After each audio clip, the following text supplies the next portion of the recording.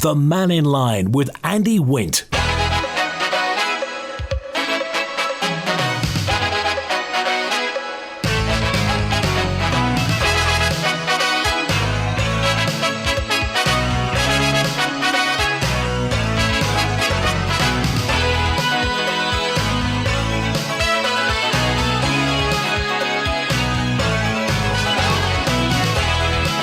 Bye, good afternoon. Welcome to Mannin Line on Manx Radio.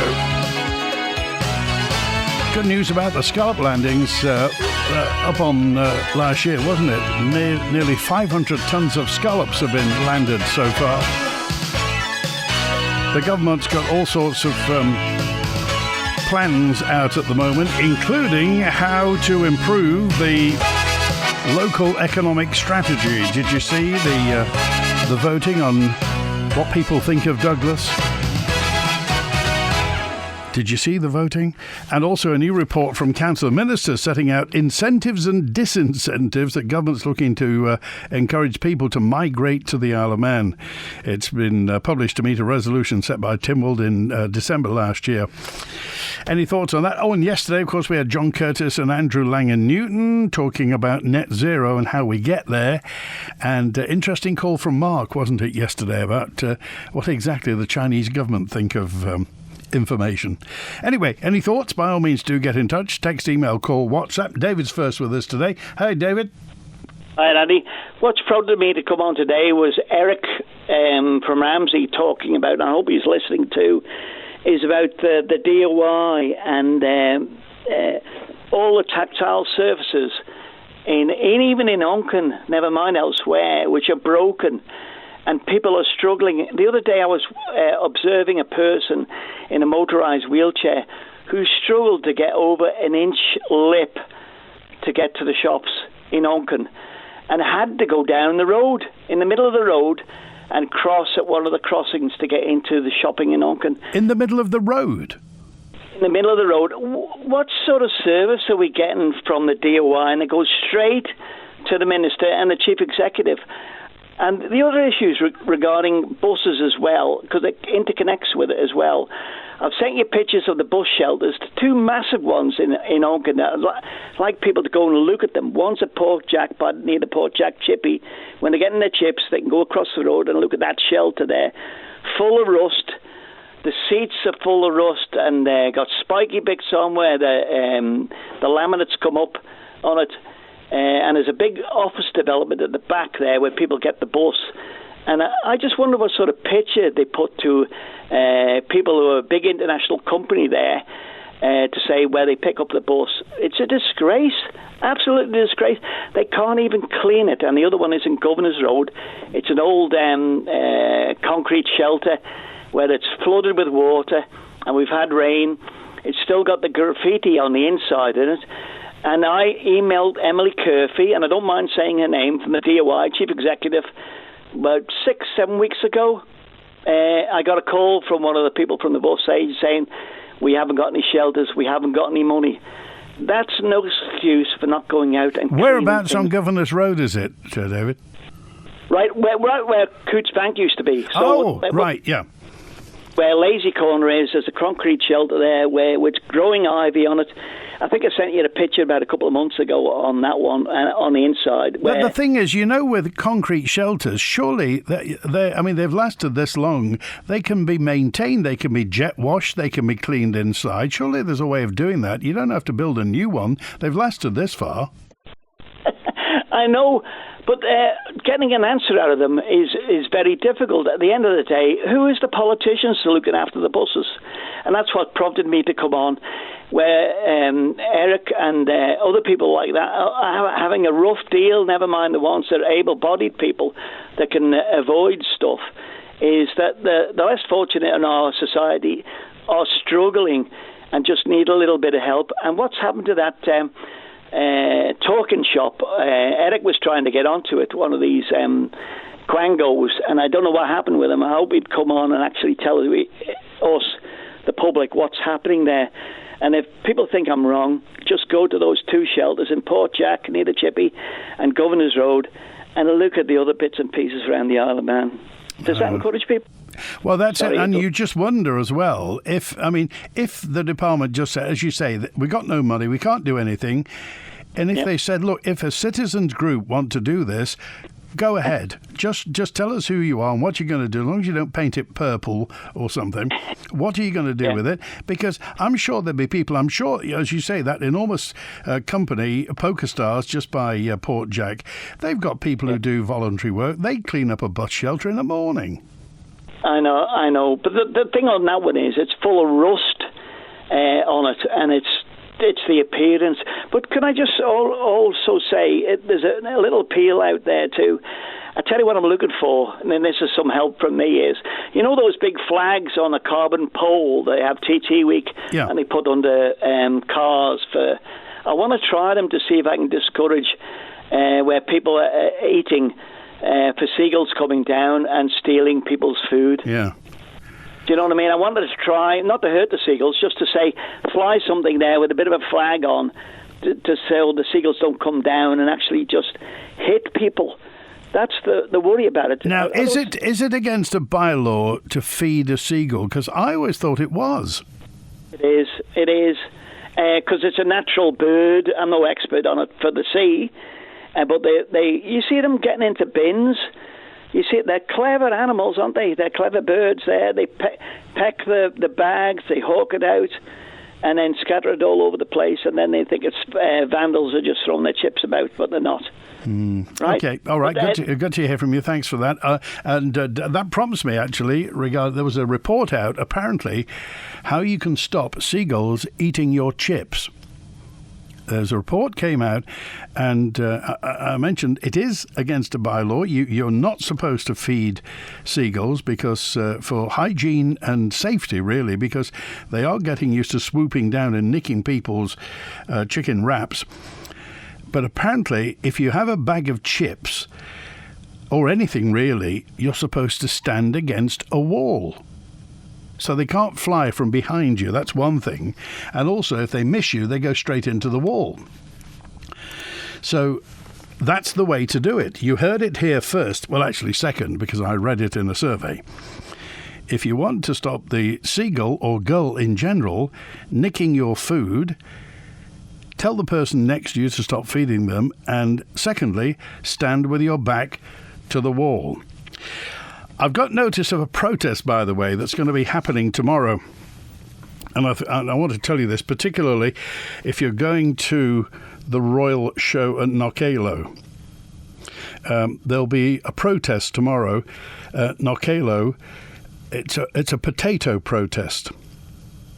In response to the struggle with the Manx government and UK supermarkets not fully supporting local production, the Manx farmers are having a potato protest tomorrow on their stand at Knockalow, so that to highlight the fact that Manx farmers are producing food, but there's no viable route to market, and the costs are so high that they struggle to get a fair price.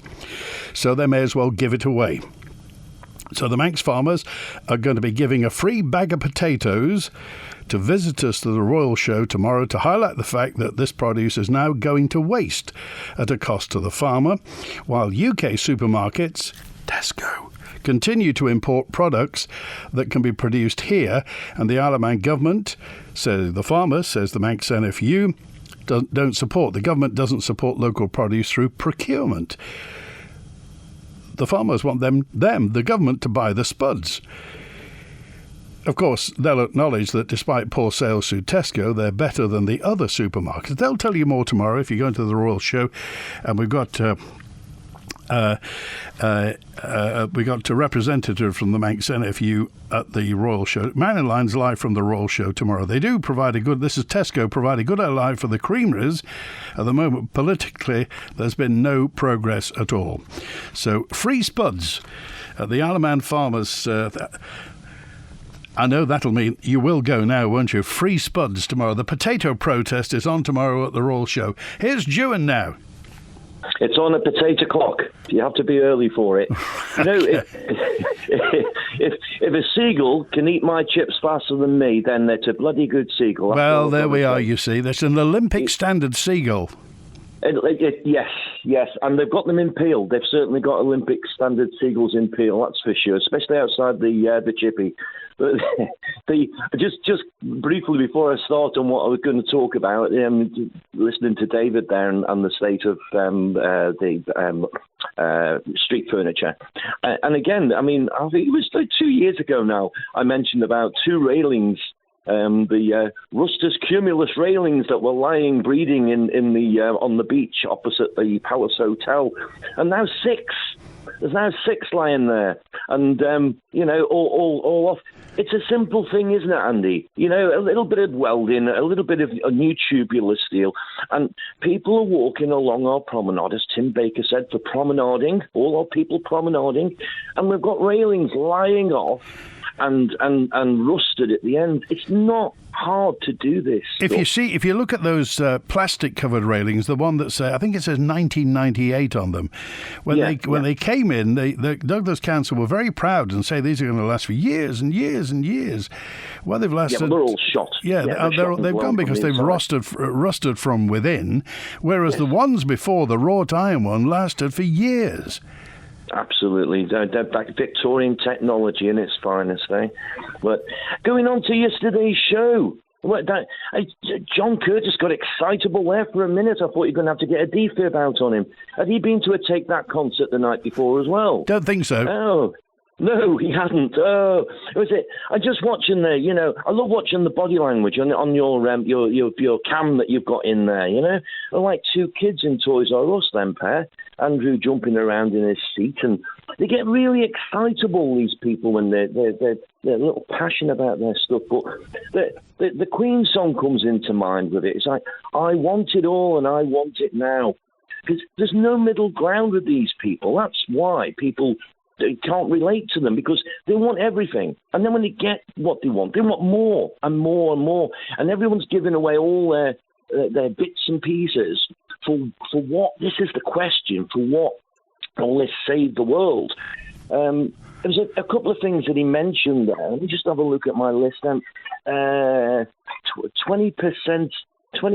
increase in hurricanes this year. Who said that? The Russian Thai guy, Andrew Langland Newton. The 20% increase in hurricanes. I'm interested in what Mark said about China and everything. I mean, I have a property on the hurricane belt in Florida, and we've just had the first tropical storm come through. It's hurricane season, and there's no increase in hurricanes at the moment. So they come out with these here figures, but you know, I'm a person that's there and living there. There's just like, yeah, it's hurricane season. That's what happens. If you have a house in a hurricane band, that's what happens. There's no increase in it. The other thing he mentioned as well, that the flooding at Laxey, he's trying to give the doom and gloom about climate change. The flooding at Laxey. Remind me, Andy, there was a hole in the wall, wasn't there, an obstruction in the run of the river? I seem to think there was a log in the middle of the river and somebody left the gate open on the bank. Yes. So, you know, just a little bit of myth busting on that. And, you know, you're talking about the heat sensors that we have posted around places going up in heat. And again, this has been mentioned here. I mean, Julian mentioned it, and we've mentioned it on here about the where the sensors are placed. I mean, our heat sensors are placed at Ronsway Airport, which is now surrounded by concrete and larger runways and EasyJet coming in, and right next door to the Jet Centre. So, yes, the readings are higher, but there's a reason sometimes why the readings are higher. And the other thing as well, to get a clear definition on weather and climate change, I spoke about this before about weather manipulation. And I know you've put it to bed with Bonsai, but the thing is here, we've got 3 states in America at the moment that have banned weather manipulation over their states. The question I would ask them, if it doesn't exist, why are they banning it? Do you mean the people who seed the clouds? Yes. So if the weather manipulation doesn't exist, which is what you've been told on this program, how can you ban something that doesn't exist? Well, there's always been that. I mean, there was a case, Lord, it must be 30 years ago, when Paul McCartney was playing Moscow, and a Russian oligarch paid somebody to get rid of the rain, basically. You can temporarily move weather around. You can seed clouds in certain ways, and that happened. As for large-scale manipulation, I think that's the territory of the man upstairs. Well, all you have to do is look at the HARP things, HARP programs and stuff like that, which it's there and it's feasible and it's factual. But now it's said, people would rather look at Coronation Street or Emmerdale. Or Emmerdale, yes. John got a bit excitable there yesterday about, I think Julian was starting to mention about the companies and stuff. And I think, did he say, that's probably the only businessman that has no business interest? Did he say he was not making anything out of this? He wasn't making anything out of coming yesterday, but I mean, one of the reasons that John Curtis comes on is that I'm particularly interested in the businessmen who are making business, who are getting business out of where we are at the moment. And he's palpably, and he admits it, if you go to his website address, you'll see he's involved. He was involved in petrochemicals, and he's now involved in the kind of sustainable way. So we have a man on the Isle of Man who is in that business. So it's interesting to find out how it works. And obviously, he's in business to make money. Good luck to him. Absolutely. Yeah, absolutely. And he'd done his little homework on Ankara and all that. But, it's very easy to do homework on people. And when you look down, 1, 2, 3, 4, 5, 6 companies that John has got at the moment. And a holding company over the top of them. And this is all based around carbon credits, the biggest scam that's going in this century. If we look down where this carbon credit is going to lead us, it's a mighty big scam. But brought in by governments, June. They've been brought in by governments. It's completely legal, isn't it? Well, it is legal. This is the worrying problem. And the question that has to be asked is this brought in by governments or is it served by governments and brought in by globalist agenda? And that's the difference here, because if we're not careful, carbon credits is going to be the new God. It's going to be the new religion. Maybe that's why they want to get rid of Christianity, to bring in carbon credits as the new religion, because that's what we're going to be living by soon. I'll have to ask the bishop that. Well, there you go. That's it there. Yeah, you might be able to ask him, but he won't be able to vote on it. All right. So, but that's not what I phoned for. Well, hurry up, because everybody's waiting to get on. I'm sure they are. Ørsted, the Ørsted presentation. I said I was going to go down there. Yeah. Yes, it was like uncensored Mannin Line. I met Julian down there, and I met Peter Murcott down there, and even James Davis was down there. But I must say, after listening to nearly 2 hours of questioning that Julian put Ben Sykes through as the head of environment for them, if you'd have had that as a programme, Andy, it would have been a very, very interesting programme. And I'm sure Julian will speak about it. The detail, but at the end of it, listening to it, we still come down to the problem of baseload, price of battery storage, and I still go away undecided about it. At the bottom of this also, and I know because Phil Gorn is talking to the people from Ørsted this Sunday on Perspective, we don't know. The government won't say how much they're charging Ørsted. Now, Ørsted obviously know, and the government obviously knows. But nobody's telling the people of the Isle of Man how much, if Ørsted go ahead with these 100 turbines off the East Coast, how much we're going to make out of it, what's going to go into the till. And obviously then everyone will draw conclusions as to whether or not it's worth it, the cost-benefit analysis. And we asked that question yesterday, and again, we drew a blank on that. Maybe people can go to the nice, shiny Ørsted marquee that they've got up down at the Royal Show and ask them and see if they can get an answer. But again, I go away from the second time I visited. I go away, and this was the head of environmental technology that they had there that we were talking to, Ben Sykes. But we still go away scratching our heads on the cost of what this is going to cost. Okay. And the actual base load and the storage. This is the thing, is the price of the storage. I'll leave it there, Andy. Don't forget tomorrow, if you're at the show, I want 2 flakes in the Davison's ice cream and no sprinkles if you're buying. Yes, thank you, Ewan. Much appreciated. Eddie's on now. Hi, Eddie. Yeah, eventually, yeah.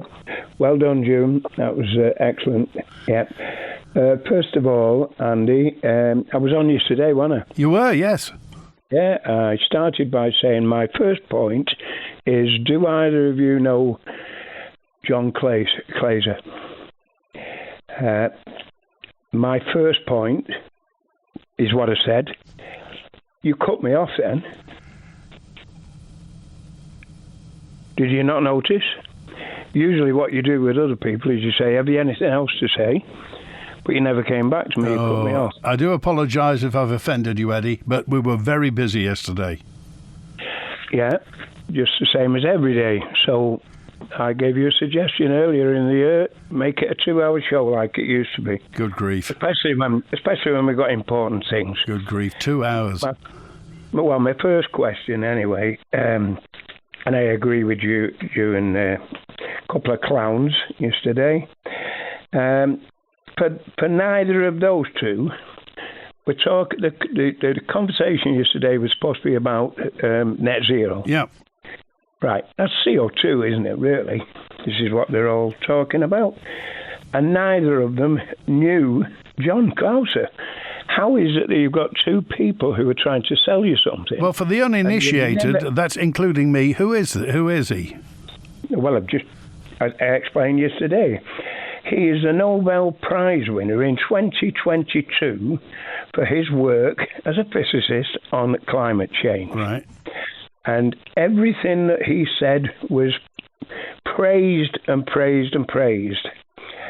Until that is, he wrote the paper on it, and then because there was a few things in it that they didn't like, the truth, that were at an all-time low on CO2, the people who want to sell you this fallacy are the ones who said he's got to be shut up. So he's been shut up.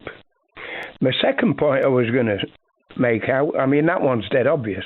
We're either at a high or a low, and all the scientists say we're at a low. So they're trying to sell us something that we don't need. The second point is how green we're both of them two. Right? The Andrew fellow is supposed to be the Green Party. Well, he's a secretary. Yeah, secretary of the Green Party. Yeah. But the Green Party isn't very green. I spoke to my daughter before I came on the show yesterday. She works for United Utilities, highly qualified. One of her jobs is going around testing water at treatment plants, things like this. And I think we've mentioned SF6, haven't we, quite a few times, 20,000 times worse than CO2. Well, if you're in the trade that my daughter is, they have a thing what they call forever products. And those are man-made products. For instance, right at the very beginning, everybody wanted a non-stick frying pan, Teflon. It takes thousands and thousands of years to get rid of those particles. You name plastic, so forth, make it as hard as you can. It's cheaper than buying steel. That's why they were all made in the first place. When she tests the water throughout the northwest of England, there are particles of all these things in every water source throughout the northwest. Nothing ever said about it, is there really? But it's a fact. These are all the man-made products that both of your guests yesterday, both of your guests endorse wind power. And wind power, the manufacturer of it, I sent you the information about the lake in Mongolia. That will take millions of years to get shut of that lake. That's all the toxic and radioactive byproduct of all these little bits and pieces that you want in them. You don't need it. They're not very green then, are they? They both need to go to Specsavers and get a colourblind test. And over again, Andrew kept saying, cheap, green electricity. He got it in as fast as he could, whenever he could. We have searched for 2 years for countries that have got cheaper electricity with wind turbines. We haven't found any. But that was going to be one of the questions. Tell me where they are. Their answer would have been China. You had a guest on just after who said, surely there's nobody who still believes anything that comes out of China. I'm one of those. I can't believe a thing that comes out of China. China, Russia, and Denmark. Denmark, the whole country is geared for wind turbines. So they're not going to tell you the truth neither. And the very last thing I was going to point out yesterday is our government, our police and everything else warn us about spams. Yesterday's programme was a spam. Absolute and utter nonsense. And if the people of the Isle of Man get fooled by this spam, it's going to cost billions. And remember a little warning I gave that could end up a possibility.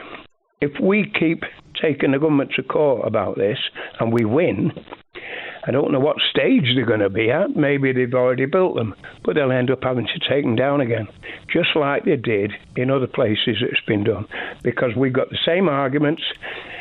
And if there's a precedent set, then that will happen, won't it? You can't go away from the law. What would you say to the international companies that are on the Isle of Man, Eddie, that abide by international protocols and these agreements that you obviously disagree with? Now, they may pull out of the Isle of Man because their headquarters, they have these agreements that say that all our branches are in locations which comply with these various regulations. So we have international companies that may well say it's not worth the hassle. Well, you don't let people. Isn't blackmail against the law? Surely you can't let companies tell you you've got to do this, otherwise the Isle of Man might as well not have a justice system. So what do we say if that? I'm not suggesting they will, but if the companies then say, international companies like international banks say, look, we operate all around the world in territories which agree with all this stuff, you obviously don't, so off we go, and they take all their jobs with them. What happens then? Andy, that is an absolutely stupid argument. You don't give in by such a silly demand. If they want to be here, they come here. They abide by the Isle of Man's got its own laws. If they want to come here, they're only here for one reason: tax. They've obviously been persuaded by Cannon's government to say, "Oh, you stick with us, and it'll have a bit more." Swipe, and all this lot. I don't listen to people who threaten with blackmail. Do you? And you expect us lot out here to? So what happens? What happens if and the international companies do this? They're not going to do it. You reckon not? No way. Okay. No way. All right, well, listen, we've got to go. People are queuing up behind you. Okay. Thanks for that. Good to hear from you. Landings of Queen Scallops for week 5 of the 2024 season are well up. Figures from the Scallop Management Board show 463.1 tonnes have been landed. 64%, that is, the total allowable catch. At the same point in the 2023 season, vessels fishing for queenies brought 325 tonnes, 44% of the total permitted catch. And it's not just the quantity that's improved. The Manx fisheries producers say the queenies are better quality. So great news, says Jay on WhatsApp, about the queenie catch rate, which comes after years of DEFRA and fishermen working together. But like agriculture and other sectors, fishing industry profitability is being hit hard by excessive freight costs on the steam packet, because most queenies are exported. The only radio station that's Manx, and we're proud of it. Celebrating 60 years, this is Manx Radio. Look forward to a cleaner, greener future by switching to gas with Isle of Man Energy. You'll get a future fuel-ready smart boiler with smart controls and 10 years servicing included. And on top of reducing your local carbon emissions with a state-of-the-art boiler and cleaner fuel, Isle of Man Energy will remove that dirty old oil tank, all from just £25.20 per month. Think greener and find out more today. Visit isleofmanenergy.im and click Switch to Gas. Problems with your spine and posture can have a serious effect on your quality of life, but a Line for Life spine clinic could help. If you're suffering from back pain, neck pain, headaches, their holistic scientific approach could find and treat the root cause of the problem for long-lasting relief. Touch A Line for Life now or call 629 444. A Line for Life, the island's spine and posture clinic, here to make life better. Hey June, I wanted to tell you about the Green Living Grant. Well, new Spectrum windows and doors are so energy efficient they qualify for the Green Living Grant, with funding available for up to 50% of the cost. I saved £5,725. Get your quote in for approval before the end of September. Don't delay. Contact Spectrum Windows today on 817777. T's and C's apply. For the first and only time this month, FC Isle of Man return to home soil this weekend for match day 3 of the new NWCFL Premier Division season. The Ravens host Longridge Town at the Bowl on Saturday night, with the Island side hoping to push on after earning their first win of the new campaign last time out. Join me, Rob Pritchard and Tony Mepham for FC Isle of Man versus Longridge Town, kicking off this Saturday at 6 p.m. Manx Radio will be providing full live match commentary on our DAB and AM 1368 channels. Live coverage of FC Isle of Man on Manx Radio is supported by Selton, investing in our community. The Mannin Line with Andy Wint. Tesco, says Chris on WhatsApp, Tesco still haven't supplied mobility scooters inside their stores on the Isle of Man. In their new stores, my sister uses one of these scooters, and when shopping at ShopRite, she was able to use theirs each time she shopped. They had them in the entrance of stores, always ready for people to use. She asked several times in Tesco when they're going to supply mobility scooters so she can shop there. To date, nobody in store and no staff that say basically nothing can be done at the moment. It will be looked into, apparently. It's terrible, so why should Tesco be allowed to open up without all the correct services for all shoppers? She can only use the old original Tesco in Douglas because they still have mobility scooters. With all their big names, I think they underdeliver, says Chris. And in Ramsey Co-op car park yesterday, says Tula, my husband had to rescue 2 items stole by the seagulls, cheese and frozen berries. What were they making? Howard's with us now. Hi, Howard. Hi, Andy. Just, listening to, I think it was Eddie who was on last there, saying about these large companies. They will up sticks regardless whether, and blackmail, the words he was using, is derogatory. Blackmail, it does exist, but you have regulations, etc. And everybody, you, me, the government, and all the big businesses have got to abide by them. And they go in and discuss these things, but to say blackmail, that's a very strong language. And if that's the case, and they up sticks, a lot of the people that's employed here on the island are employed in the office world. And as far as they're concerned, those businesses just have a premises where they operate their business. They can up sticks, go across, pick up another place, and still operate the same business, but from a distance. So, as I say to Eddie, be careful what you wish for. But what I was, when you were talking earlier on, and I think it was June, about the rust, etc., on the railings on the promenade, and how they used to be pretty good when they were cast iron. Well, people of my age will remember. I don't know whether they'd be able to do it now with health and safety or for security, but they used to have a group of prisoners down there in the spring, and they'd be chipping the rails and then painting them. And in the Annika area, many years ago, they had a group of prisoners up here, and it was what they call community service. They cleaned all the paths, and credit to them, they'd done a superb job. But the next year, the council just totally ignored it, and the paths were completely overgrown again. So those lads that had come up here, and they were here for days, all the work they'd done was futile because of the inability of the town council at the time to carry on and make sure the place is clean. How many years ago was that? It's quite a number of years ago, but we still got prisoners, and we still got community service. So why can't that be used to do a bit of weeding around Douglas or anywhere around the island? And this is what there are people in prison for minor offences. We're not talking about the ones that have gone down for a long time or the ones that's going to abscond. Yeah. But we do have people in the prisons, and I know they have a workload. They do so much within that, but they can also do their community service in the form of weeding, tidying, cleaning graffiti, anything like that. But you're going to get the other people on, you can't have that now, health and safety, or they're taking jobs. That was one of the excuses why they said they weren't going to do it.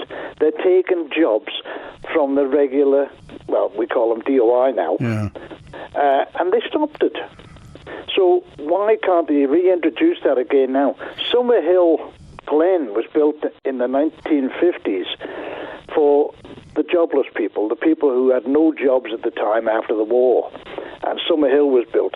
Now this is where community service can be used. And they're getting paid anyway. They get a wage, even when they're in jail. All right, the benefits are stopped, but the benefits are introduced again the minute they walk out the door. So they should be employed in a form of community service. But those rails, up on Douglas Head, there's a set of iron rails, cast iron, old ones, come down the steps from your place down to the Obscura. Yeah. And they were in a dreadful state. They were dangerous, actually, because they were cast iron and they were breaking up, they were corroding, and the shards that were on those rails were almost like knives.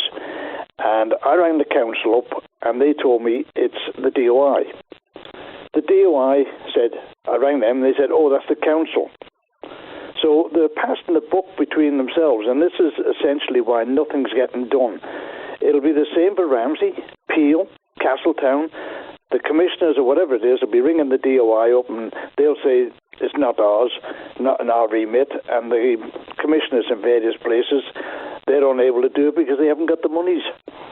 But those railings on the promenade, I think they were aluminium, which will oxidize as opposed. It's a form of corrosion. Yeah. It's a different form, and that's why they're rotting from the inside, and they're in a harsh environment, which they should have known about to start with. But that was where as I say, going back quite a number of years, and the lads down there, the prisoners, they used to be chipping away at these, and then they'd paint them, and that's why they're still there today. And the thing is that if there is a way back, and again, as you say, there are people in jail who deserve to be in jail. There are some people in jail who've made a mistake, sometimes several mistakes, and they want men and women inside the prison who want a way back into society. And if this can form any sort of pathway, and it can be a virtuous circle, that some work is done that otherwise wouldn't be done, and it will give the people who are coming out of prison a way back into society. Gives them maybe it's some form of dignity. It's work in the open, in outside jail, if you like. So if there's some way that can be done, surely that benefits everybody. It will benefit the prisoner, and it will benefit society. Well, I know one lad that was in there. He's been in twice, and he said, I don't want to go back again. He says, because it's destructive in a sense, because he said, you're in there, okay, you can do a few jobs. He said, but you can't go anywhere. You can't do anything. So that's his mind made up. I'm not going back, he said. But they have their own garden. I know they say they grow their own food, etc., but they obviously grow food there, which can be added to the menus, but it does give an incentive. And people, as I say, my age, when they had the gardens down at Victoria Road, the prisoners used to regularly win prizes in the various shows. In fact, I remember one fella in the Williston area objected to the prisoners entering the competitions because their stuff was that good. Okay.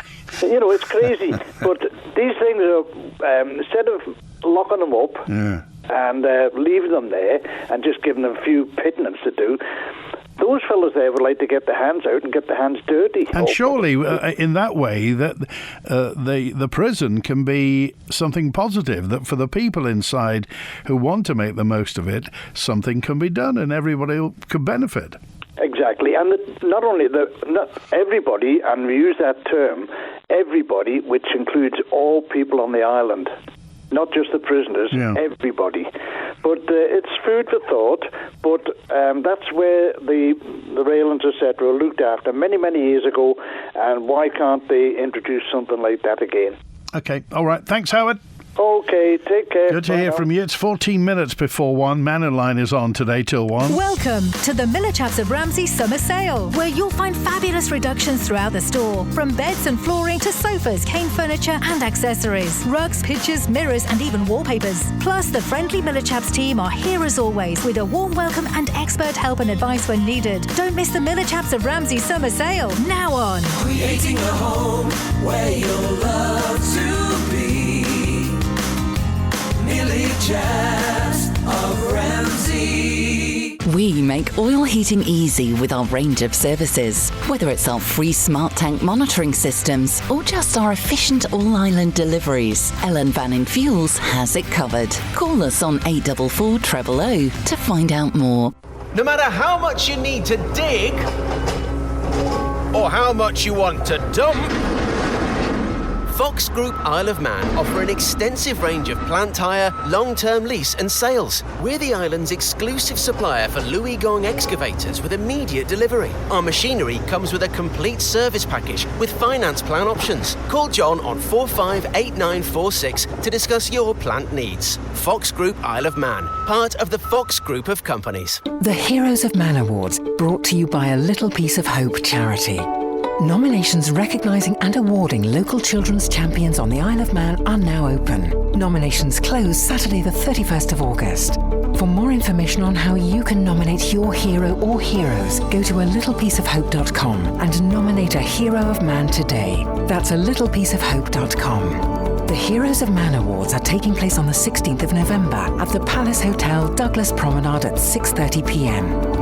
This advert has been supported by Cayman National Bank in the Isle of Man, rewarding relationships built on trust, and your nation's station, Manx Radio. Ørsted want to build a 1.4 gigawatt wind farm 6 nautical miles off the northeast coast of the Isle of Man. Up to 100 turbines are proposed, and these could be as high as 389 metres above low tides. So what's in it for us? Seabed rental income, tax on the energy production, a community fund and potentially cheaper electricity are all mentioned, but will all these be delivered? Does the potential benefit in developing green energy outweigh the inevitable damage to marine habitats and views from the shore? Find out on Perspective this Sunday at 12 noon on Manx Radio with me, Phil Gaughan. Yes, it's Gone with the Wind on this week's show. The Mannin Line with Andy Wint. 11 minutes to 1 this Thursday. It's a bit grim today, isn't it? Thursday lunchtime. Julian's on now. Hi, Julian. Hi, Andy. Yes, it's a bit not exactly global boiling today, is it? No. Couple of observations just before I talk about Ørsted on yesterday's programme. I noticed with interest when Eddie mentioned the proof of, people that don't believe in the climate emergency like John Clauser, he got his Nobel Prize for quantum physics, particle physics. So he understands things like radiative transfer, which is, the two-way street that you have in the atmosphere. And I noticed with interest that your guest as a counter used Adrian Cowan, our ex-weatherman from Ronaldsway Airport. I wouldn't say that was... you'd think that there would be a more of an equal kind of counter to one of the top physicists in the world. The other observation is Andrew echoed a couple of other people who have mentioned that the reason that the load factors for our wind turbines are so high is because there aren't many of them, therefore... you don't get the losses associated with switching them off. We'll only have 5, and therefore the load factors are so high. If that's the case, 5, 6, 7 years ago, before the big push for all these wind farms around the UK, why weren't the load factors all stratospheric at that point then, when there weren't many of them? You'd expect the load factors to have dropped, but that is not the case. I've even looked at all the data sheets for Vestas wind turbines and Enercon and all the different ones, they don't mention anything about these huge load factors or any of the wind farms, especially the early ones. And the efficiency of the turbines, albeit getting bigger, hasn't jumped that much. It's a few percent. So if the argument, this is kind of sauce for the goose is sauce for the gander. If a few turbines gives you these stratospheric load factors, why didn't this happen years ago when there weren't many turbines anyway? You sort of follow my logic? I do, yes. You were there yesterday, were you? Were you at Peel? No, day before yesterday at Santander. Okay. Yeah, so I had a good old chat. It was about almost 2 hours with Ben Sykes from the environmental and consenting part of Ørsted, and also the CTO, the Chief Technical Officer. It seems apparent that there are no plausible storage solutions that aren't sort of being tested at the moment. So if you look at the batteries, for example, when we're told that wind power is cheap and it will be a few pence a kilowatt hour, if you look at gas that we're using at the moment, it's working out the wholesale price is £65 a megawatt. If you look at batteries, if you factor in the fact that they only last a couple of hours and cost 75 million, you're looking at £300,000 a megawatt. So that's kind of a lot more than gas at 65, and that's not been factored into because they're always saying we'll use batteries, as Lamar has said was the perfect solution. So if that's an integral part of the plan, you can't kind of get away with saying it's a few pence per kilowatt for us if you're spending millions and millions and billions on batteries as part of the plan. And then, of course, they're not talking about £300 million plus for a large interconnector to try and displace the pull rows. There doesn't appear to be anything other than artificial intelligence algorithms taking into account how many birds are being killed, seabirds being struck by offshore wind farms. Because I did ask the question, I mean, are you sending cameras or submarines down looking for carcasses, or are you following them on ocean current? The answer was no. So that's kind of a model, a bit like, weather modelling and things as to how many. There was no forthcoming answer to the whale beachings that have increased by at least 7 times close to where there are offshore wind farms being put up or are up. They said there's no proof that it's them, but then they didn't have a reason as to why in recent years when these things are going up as to why they're beaching so much. There doesn't seem to be any acknowledgement of infrasound waves causing what we know as wind turbine syndrome, where you basically feel like you're getting seasick when you're in bed at 3 a.m, which is causing rather a lot of people around the world to just give their houses up because they can't even sell them.